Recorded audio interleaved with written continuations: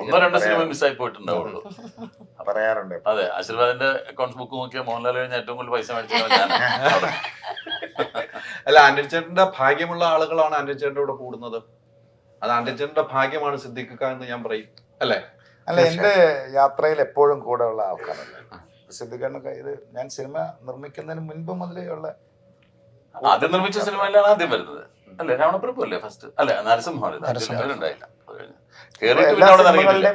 Cinema നിർമ്മിക്കുന്നതിന് മുൻപും അറിയാം മോഹൻലാൽ സാറിന്റെ കൂടെയുള്ള യാത്രയിൽ കൂടെയുള്ള ആൾക്കാരല്ലേ എല്ലാവരും. അപ്പൊ അങ്ങനെ സിനിമയിൽ നമ്മളുമായി സഹകരിക്കുന്ന എല്ലാവരും, സംവിധായകരും എഴുത്തുകാരും നടന്മാരും എല്ലാം എന്നെ ആ ഒരു പ്രത്യേക പരിഗണനയും സ്നേഹവും എനിക്ക് അവർ തരുന്നുണ്ട്.